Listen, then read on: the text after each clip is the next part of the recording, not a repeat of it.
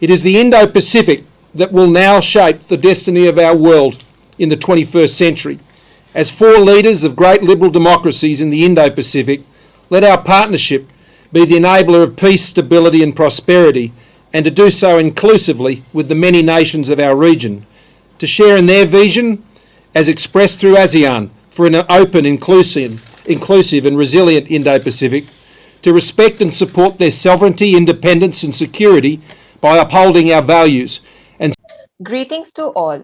Joining us today, we have Mr. Shashank Patel, a PhD scholar on India-Japan relation and a research analyst at the Kootaniti.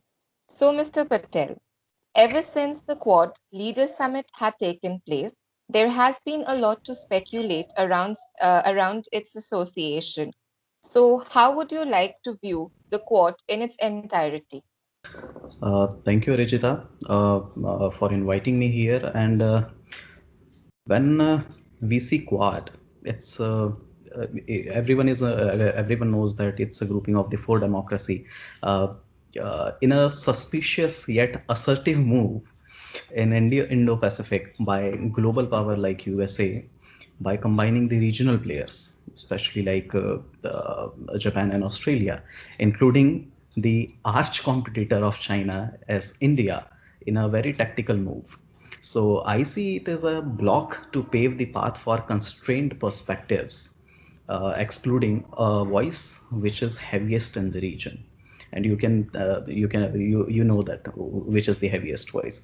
So yes, I totally agree that Quad is the utmost requirement of the Eastern Hemisphere to maintain the power balance. And Asian countries are not in the stature to replicate the Chinese aggressive agenda or the aggression which they shows in a very developmental manner, quote unquote, the especially the Bretton Woods ideas, which were actually mended in the West, but now very using in a very useful manner. The China is using it. So on the very developmental agenda, on the very aggressive agenda, their way of developmental policies to lure the like-minded nations or the nations who are actually seeking any other narrative of the nation building other than the combo of the democracy come capitalism. So that duo idea, which was not accepted to the several, is actually the key of the Chinese players there. And the Quad leaders summit, uh, Quad is in the very Quad leaders summit, the Quad is posed as an neutral bloc, but there are inherent interests, there are inherent things which are beneficial to two three entities in the region, but not to not to benefit everyone in that manner. So actually the whole idea to catapult or to contain the severe power or the heaviest voice in the region is not as that much prudent which is required there. So I All see right. Quad in that entirety, because the Quad is just a thing of 2021. But in the next 3 to 4 years or the 5 years, I will see Quad as a octet. I can see it as a member of the 12 countries. Maybe it will expand. All right. I totally understand your perception. And just to have an extension of what you had said, that the Mhm. Quad is also sometimes referred to as the Asian NATO. So, do Mhm. you think that this Asian NATO is Mhm. a counter strategy to decrease the presence of the dragon in the Indo-Pacific region? So no, one very interesting thing is there that this rhetoric of the Asian NATO is itself made by the Chinese style theorists. So, but the very tactical thing is there. But the U.S. Deputy Secretary Stephen Biegun termed it as a NATO-styled alliance in the Asia, I think a week ago. So if you see it through the prism of the Bretton Woods institutional mechanism, so it will look like a NATO. But from the Asian vision or the perception, it is more diverse and targeted with the multiple intentions. So because NATO is just a defense assimilation of the like-minded nations in the North Atlantic. Unlike Quad is more diverse, includes trade and commerce angles too. So everyone is hovering around the narrative that containment of the Chinese aggression is the sole intention to align there for these four powers.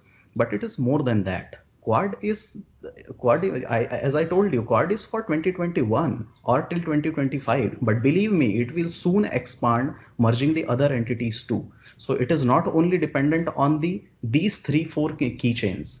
Okay, so like the NATO, they have the perforated numbers and they cannot increase as well just because of their efficiencies in the defense sector. But unlike that, they have the different associations, they have the different organizations to develop their trade and commerce, their other interests. But in the Quad, it is not like that. So I cannot see or refer the Quad as a NATO like entity, and it has never to be, because with the region priorities changes, and with priorities the type of organization and the behavior, vision, mission, aim, objective, everything's change. So it is not Okay. possible to go on that manner which the Chinese or the Chinese narrative builders are actually making it. So they are totally pro-realists in that manner. I cannot refer them as the neorealists. They are pro-realist in that manner. So this idea is coined by them, and we have to be aware of about it, that we don't trap in that manner in which we are not playing on their field. Okay. Moving on to the next question, and to quote you also that you said that the Quad has been formed by accumulating the heavy players in the region. And Hmm. India, being one of them, is of course an integral part of it, given its military as well as the geographical location. So, Right. do you think that India associating with Quad could compromise its relation with its natural ally, Russia? See, we always mention that the Russia is the pure natural value, ally in every manner. But till that, the reality is that we are natural ally in the case of the defense manufacturation, defense equipment, defense manufacturation, and else which is related to the those narrative. So you cannot deny the fact that in international relations and diplomacy, nothing happens without any reason. So the time of attachment from Russia and attachment with India, USA is shifting its focus to China as a top adversary rather than its arch rival Russia from Second World War. So from last 7 years, US foreign policies are targeting Russian efforts worldwide. But from last 5 years or so, the containment of China is in focus. So you cannot actually say that we are uh, going with the US based alliances, or we are moving forward toward their idea of entirety. Okay, we are not going with it. We are maintaining the distance from a particular section, creating a relation with a particular section in a very very neutral manner, not going here or not going there. Okay. And I'm going to read the next question out because it contains a quotation. Mhm.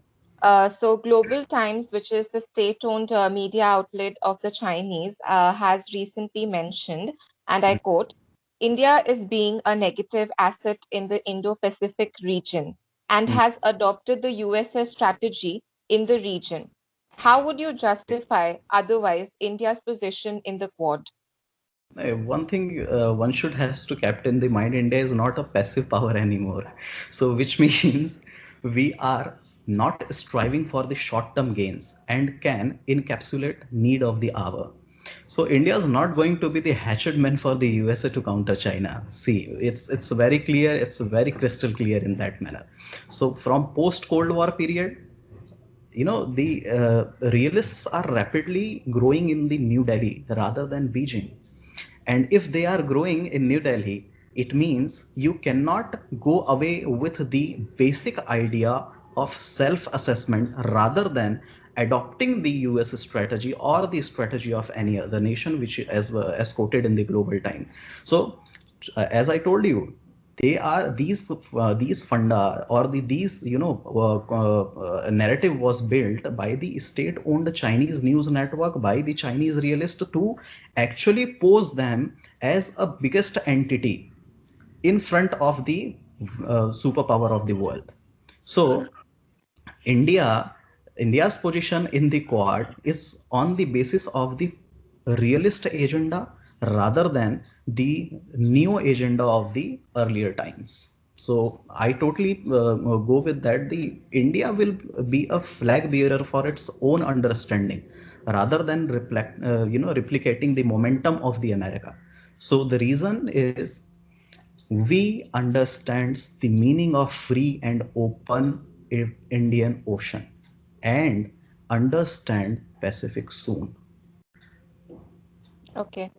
So the next question is again in a similar fashion, and this time it's mentioned in the Washington Post, and I quote: if China was to maintain the hegemony in the region, Quad could become a balancing force to it. So, do you Mhm. think that the China angle is getting far too attention, or is it the reality which is being understated here? Yeah. So no, these thing is that quote is also related to the same narrative that China needs to build. It's that it is the main rival of the USA, as it benefits it more rather than being a secondary to the Russia to avert the US ideas. So in this world, states are autonomous actors where they can exercise their legitimate use of the force both in intra and the interstate matters to challenge their own limitations. And India's oscillation between the BRICS and Quad all these years as a reflection of the Delhi's strategic confusions between the East and the West, and especially between the Eurasia and the Indo-Pacific.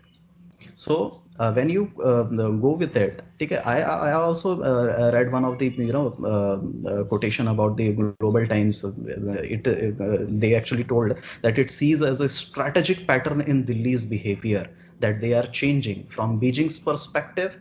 This is true. But from India has taken the advantage of the BRICS on issues like the terrorism, like the access to the regional cooperation in inner Asia. But at the same time, Beijing sees Delhi's mobilizing the Quad as balancing or even blackmailing the China. So these are the narratives were made by them only. Okay, we are going with the narrative or the idea which we proposed in this world. So this is the very damn real world. You cannot go with the idea of a one section over the whole narrative of the creation.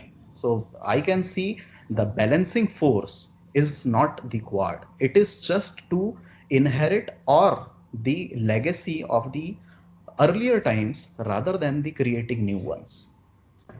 Okay. And the last question from my side to you would be that Japan is equally involved in this. And Huh? what would you like to comment about Japan's association in the Quad? And do you think that India could optimize this platform as a build-up to the Indo-Japan relation, given that we are closely working with them on the Act East policy? Act East policy, right?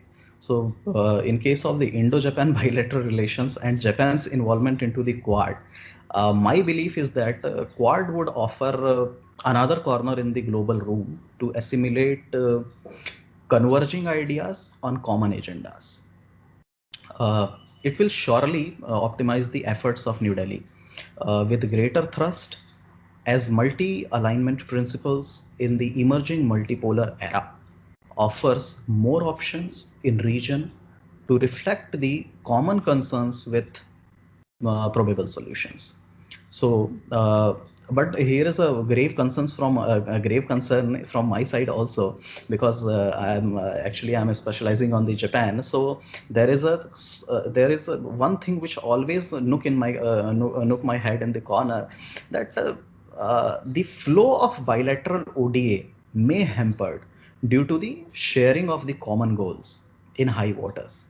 For in geographical canvas in India, I'm sure it will grow with time as the mutual economic gains are driving India and the Japan's.